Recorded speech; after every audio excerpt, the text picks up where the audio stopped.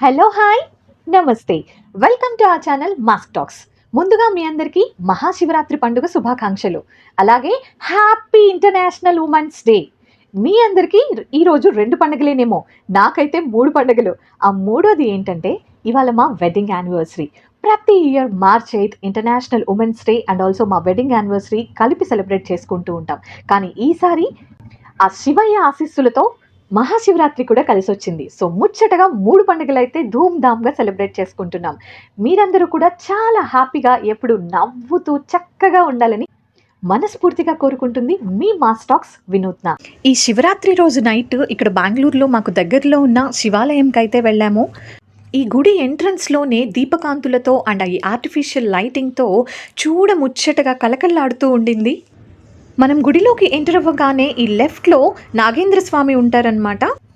మనం గర్భగుడిలోకి వెళ్ళక ముందే ఈ గుడిలో బయట చాలా ఓపెన్ ప్లేస్ అయితే ఉంటుంది. ఇక్కడ నాగేంద్ర స్వామి పడకతో కూడిన శివలింగాకార రూపంలో ఆ పరమేశ్వరుడు అద్భుతంగా దర్శనమిస్తుంటారు. ఈ దీపకాంతులతో, పూల అలంకరణతో అండ్ భక్తుల భక్తి శ్రద్ధలతో స్వామివారు దేదీప్యమానంగా వెలిగిపోతూ ఉంటారు.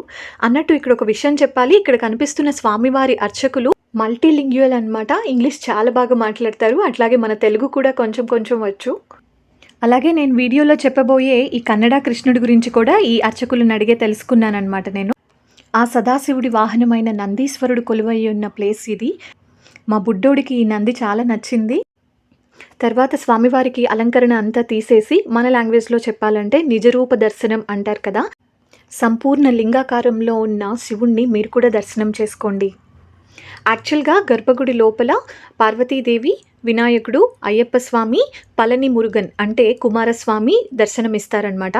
లోపలికి అంతగా కెమెరా అలో లేదు, అందువల్ల దూరం నుంచి కొంచెం వీడియో అయితే తీశాను. లోపల చాలా అంటే చాలా ప్లెజెంట్గా ఉంటుంది. ఒక 4 హౌసెస్లో చిన్న చిన్న కుట్టి కుట్టి బుజ్జి బుజ్జి హౌసెస్లో దేవుడు ఒక బొమ్మ ఇళ్లల్లో ఉన్నట్టే మనకి దర్శనమిస్తూ ఉంటారనమాట. ఈ హౌస్ అయితే మన మురుగన్, అదేనండి కుమారస్వామిది. మన ఆంధ్రాలో యూజువల్గా సుబ్రహ్మణ్య స్వామిని పూజించే వాళ్ళు చాలా కొంచెం మందే ఉంటుంటారు. బట్ ఇక్కడ కర్ణాటకలో చాలామంది పూజిస్తారు. చిన్న చిన్న ఇండివిజువల్ హౌసెస్ లాగా ఈ గర్భగుడిని నిర్మించడం నాకు చాలా బాగా నచ్చింది. వీడియో చూస్తున్న మీ అందరూ కూడా మాతో పాటు చక్కగా దండం పెట్టుకున్నారు కదా. యాక్చువల్లీ థంబ్నెయిల్లో పెట్టినట్టు మన కన్నడ కృష్ణుడిని అయితే చూపించేస్తాను మీకు. ఇంకా ఇక్కడ శ్రీకృష్ణుని ముందు ఒక పెద్ద గిన్నెలో చిన్న చిన్న రెడ్ కలర్లో ఉన్న గింజలు అయితే పోసుంటారు. అందరూ ఆ గింజల్ని కలుపుతూ దండం పెట్టుకుని వెళ్తూ ఉన్నారు. సో నేను అక్కడ ఒక ఆమెను అడిగాను, ఎందుకు ఇలా చేస్తారండి అని.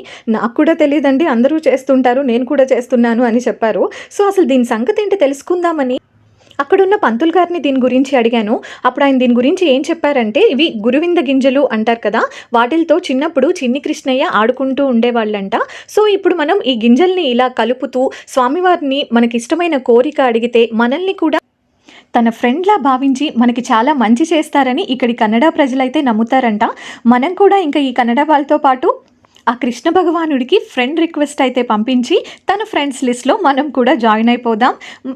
బట్ ఈ కృష్ణుడు పెట్టే టర్మ్స్ అండ్ కండిషన్స్లో ఈ గురువింద గింజలతో ఆడుకోవడం అయితే కంపల్సరీ అంట.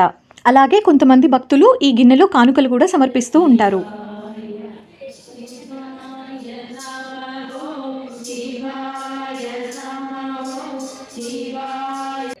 ఇలా శివుడి పాటలు, వినాయకుడి పాటలు అండ్ అలాగే అయ్యప్ప స్వామి పాట అయితే చాలా చాలా బాగా పాడారు. ఇక్కడ దేవాలయం రైట్ సైడ్లో నవగ్రహ మండపం, నవగ్రహ టెంపుల్ అయితే ఉంటుంది. అలాగే చివరిలో ఇచ్చిన మంగళహారతి నాకైతే ఆ హోలీ ఫైర్, గంటల చప్పుళ్ళు, భక్తులందరూ హరహర మహాదేవ అంటూ నినాదాలు, లిటరల్లీ నాకైతే గూస్ బంప్స్ వచ్చేసాయి. అందరూ నాతో పాటు చెప్పండమ్మా, నమః పార్వతీపతయే హర హర మహాదేవ శంభో శంకర. చిన్నప్పుడు మా ఊరి శివాలయంలో పంతులు గారు ఇలాగే చెప్పేవాళ్ళు అనమాట.